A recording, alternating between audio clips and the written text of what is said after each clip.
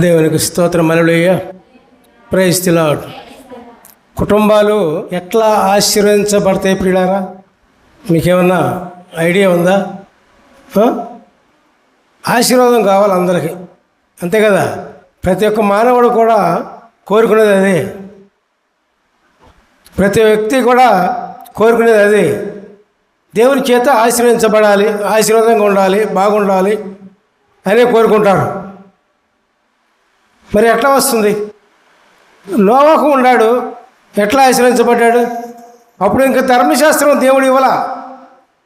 ధర్మశాస్త్రం ఇచ్చింది మోషే దగ్గర నుంచి. ఎట్లా ఆశీర్వదించబడ్డాడు చెప్పండి?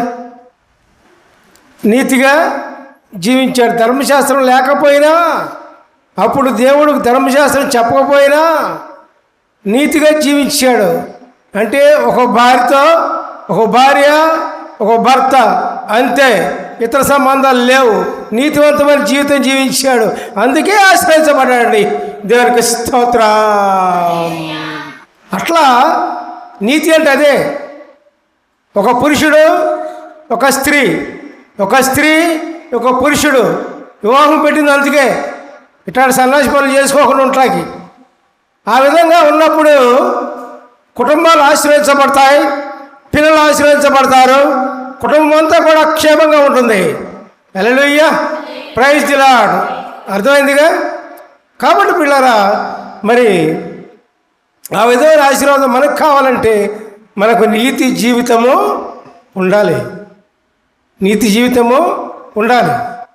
మరి దేవుని యొక్క ఆశీర్వాదం కోసం ఇంకేం చేయాలి? ముఖ్యమైనది దేవునికి భయపడాలి. ఏం చేయాలండి? దేవునికి భయపడాలి. దేనికి భయపడాలి? ఆయన మన తండ్రి కదా. ఎందుకు భయపడాలి? మనం భయపడాల్సింది దేనికి? దేవునికి. ఏ విషయంలో భయపడాలి? పాపానికి దారి తీసేటప్పుడు దానికి భయపడాలి, చట్టపాలన చేసేటప్పుడు దానికి భయపడాలి. అర్థమైందా? అన్యాయంగా జీవించేటప్పుడు అన్యాయానికి దేవునికి భయపడి మానుకోవాలి. న్యాయమైన జీవితం జీవించడానికి మనం దేవునికి ఇష్టంగా ఉండేందుకు మనం ఇష్టపడాలి.